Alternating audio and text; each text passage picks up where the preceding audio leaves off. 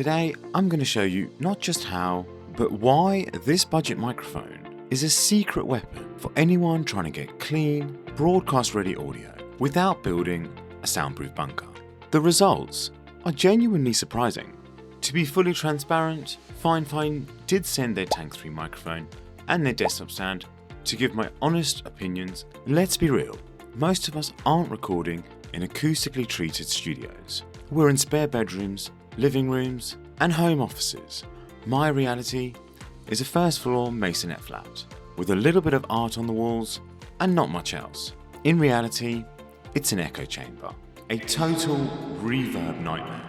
For years, the common wisdom was that to sound professional, you had to treat your room first. You needed bass traps, acoustic panels, a thick rug. Truth is, it's expensive, it's ugly, and if you're renting, it's pretty much a non-starter. The other classic bit of advice: invest in a great mic, which usually means dropping hundreds of pounds on something like the Shure MV7 or the Rode PodMic USB. And look, those are fantastic microphones. But what if that's not true anymore? What if a microphone was designed so smartly it could just make noise disappear? Before we get into all the pros, the cons, and the microphone tests, let's unbox it and see what you get. So as you flip the box up, you're greeted with the Fifine Tank 3 instructions and a USB-C cable, alongside the Fifine Tank 3 microphone itself. Inside the BS1 box is the base of the stand, also the little thingy-majiggy-mabibby which you just got to screw in. Once you've screwed that to the base, you can then attach the microphone directly to the top. Okay, so we've set it all up. Next, you insert the USB-C cable directly into the back of the microphone, then plug it into your PC or whatever device you're using to record with the Fifine Tank 3. On first impressions, it's built like a tank, which is very apt because this is called the Tank 3 after all. It's fairly heavy, has an all-metal body that feels incredibly solid and gives you confidence right out of the box. The onboard controls are pretty handy, featuring a gain knob, a headphone volume, and a mute button, allowing for quick adjustments during recording sessions. There's also a 3.5mm jack for headphones, which enables zero latency headphone monitoring, crucial for ensuring your audio is warm and clear. It's also worth noting that I'm going to do this entire review recorded with the Fifine Tank 3. If this performs well enough, this is going to be my go-to for recording at home. The whole promise of the Fifine Tank 3. It's a dynamic microphone with both a modern USB-C port for plug-and-play ease and a classic XLR output for when you're ready to upgrade an interface. On paper, that dual connectivity is its big feature, since it future-proofs your setup. But its real magic, the thing you won't find on a spec sheet, is its ridiculous ability to reject noise. I'm not gonna lie, I was a little skeptical at first. Every microphone I've tried in the past has picked up my voice, which is bouncing back at me from the wall. As you can hear, it's doing a pretty good job of not allowing my voice to bounce around. Now to do my first test, currently there's a fan running about 2 meters from where I'm sitting. Yes, it is my only fan. Can you hear it? I personally can't. And now I'm going to do a vocal test on the Tank 3 with no EQ tweaking. Testing, 1, 2, 3. Testing, 1, 2, 3. No EQ tweaking whatsoever. This is straight out of the microphone. What do you guys think? One of the biggest hurdles for beginners is audio processing. Learning EQ and compression takes time. A great mic should give you a head start. I have done my own EQ tweaking just for the final video.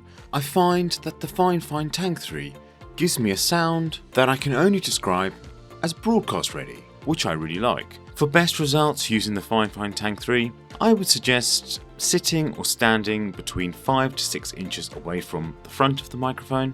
It is a mic that doesn't pick up sound from the side, so it does have to be directly in front of your mouth. Any closer and you start to get those lower frequencies, which you don't want, all that rumble in the jungle. We don't want that. Let's do a quick plosive test to check for those harsh sounds. Peter Piper picked a peck of pickled peppers. Peter Piper picked a peck of pickled peppers. Peter Piper picked a peck of pickled peppers. It's not perfect, though a pop filter will make it flawless. I'd like to test how well it removes the background noise, say if you hit your desk or tap your desk or accidentally bump into it. So I'm doing some light taps now.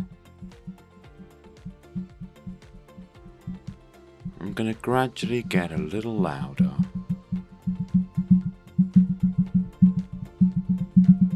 So why does this mic work so well in untreated rooms? The secret is that it's a dynamic mic. Unlike condenser mics, which are super sensitive and pick up every little detail, dynamic mics are naturally better at isolating noise. They're designed to capture loud, close-up sounds, which is why you see them on stage at concerts. On top of that, its frequency response is specifically tuned for vocals, getting all the essential richness of the human voice without grabbing a bunch of low-end rumble or high-end hiss. This intentional tuning is what creates that clean, ready-to-go sound. The Tank3 takes it a step further with a very specific cardioid polar pattern. It's hyper-focused on what's directly in front of it. In an untreated room like mine, this means it hears your voice, not the sound of your voice bouncing off the wall behind you. That off-axis rejection is the key to making your room's echo practically disappear. It's not just a microphone, it's an acoustic problem solver. After all these tests, is the Fifine Tank3 perfect? No. If you crank the gain way up in USB mode, there is a slight hiss, though it's nothing a simple noise removal tool can't fix. Another thing worth noting, it requires near-field placement, which may not suit all setups. Some users have also reported that in USB mode, while convenient, produces inferior quality sound compared to the XLR output. It can also be sensitive to plosives, which requires an additional pop filter, which is something else to buy. It also doesn't come as standard with a desk stand. But let's talk about the pros.